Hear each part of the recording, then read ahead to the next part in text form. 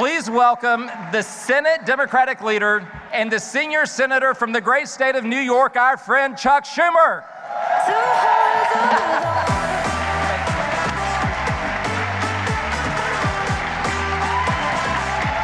We're making the fight, everybody! Well, thank you. Now, shh. It's a very talkative crowd. That's good. You all love each other. But I was going to say, there's not much doing in Washington, so I thought I'd drop by. But seriously, there's a lot doing in Washington, and we are making the fight.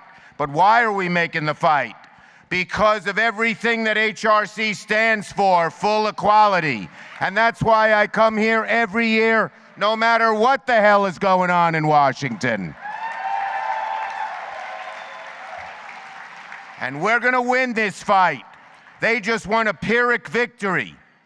But everyone knows that they were so afraid of the facts, so afraid of witnesses, so afraid of documents that trial, if Trump gets acquitted, God forbid, it will mean absolutely zero. So I want to thank everybody who organized this evening. I want to thank my friend Alfonso for the great job he's done this past year as your president. I want to acknowledge Naomi Campbell and Kristen Chenoweth for their fight for equality. And so in a minute, I want to talk about the great things we've accomplished together and what we will accomplish. But we cannot ignore the dark storm clouds that hang over our country this evening. What we witnessed yesterday in the Senate was nothing less than a tragedy, one of the worst episodes in the history of our entire republic, one of the great marks against our Constitution. For almost every Republican senator to vote against witnesses and documents in an impeachment trial, to refuse the truth, is nothing less than an abdication of their duty to our country.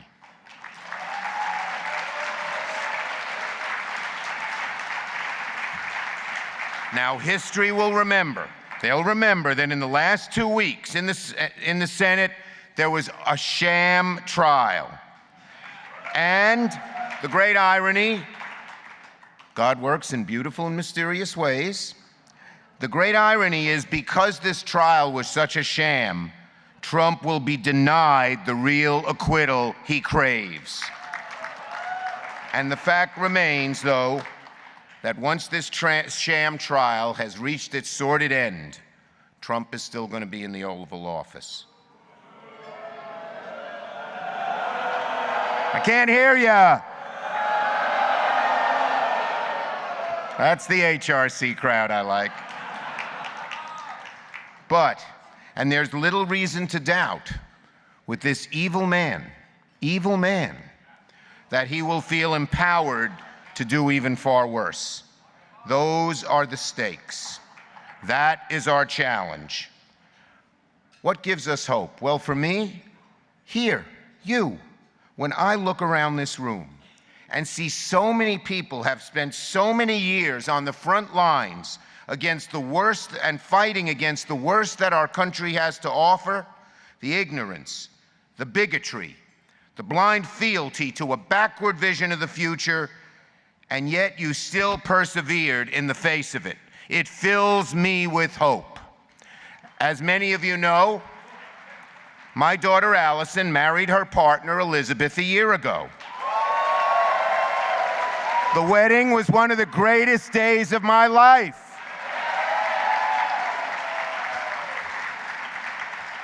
And the joy I felt, the euphoric pride of a father walking his daughter down the aisle, that moment, my friends, would not have happened without the righteous, indefatigable work of the LGBTQ movement, without the work of everyone in this room. So thank you for making my life better.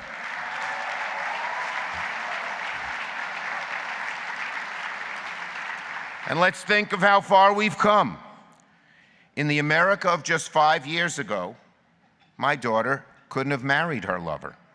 Marriage equality was not yet the law of the land. In the America of 10 years ago, LGBTQ members of our military could not fully be themselves without the fear of losing the opportunity to serve our country. In America of 20 years ago, I was the only statewide politician to walk in the Gay Pride Parade. And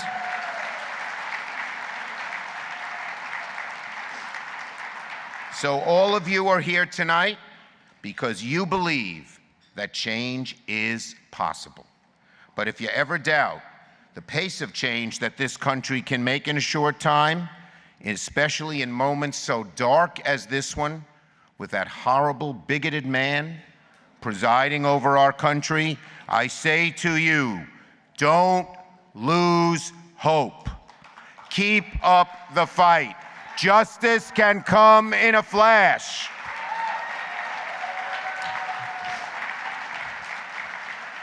On the day of my daughter's wedding, I remember thinking how deeply and eternally grateful I was for how far we'd come.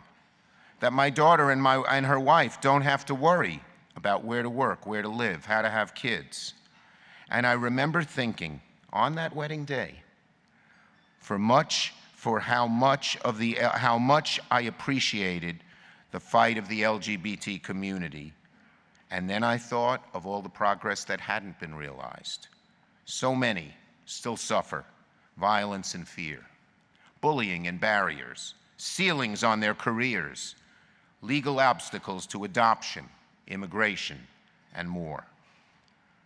But in America this week, just this week, shows you the fights we have to make. Republican state lawmakers in Iowa proposed eliminating longstanding civil rights protections based on gender identity.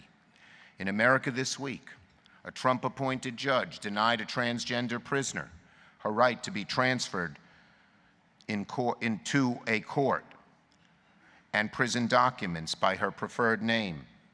In America this week, the South Dakota State House passed a blanket ban on gender reassignment surgeries for minors after the lead sponsor compared these procedures, can you imagine they said this in 21st century America, to the bizarre medical experiments performed by the Nazis. That's what this legislator said. So, for as far as America has come, this week and every week are a reminder of how far we have yet to go. Hopefully, 10 years from now, we'll look back and think it absurd and backward that the transgender community ever experienced such discrimination and abuse in our country. Hopefully, justice will come just as swiftly as it did for marriage equality. I love her. She did an amazing thing. I hope that that day will come. I pray that that day will come. I believe that that day will come. But we all know, that's why you're here, it won't come on its own. It took millions of Americans, hundreds of years, to build this awesome country of fair laws and opportunity. Americans who fought and protested, agitated, inspired, and died in our country to weed out injustice and move closer to our highest ideals. In order to achieve equality and fairness for everyone in the LGBTQ community, we must follow in the footsteps of the women who gathered at Seneca Falls, of the marchers who crossed a bridge in Selma, and the brave gay and transgender New Yorkers who 50 years ago at a place called Stonewall taught the country the power of resistance.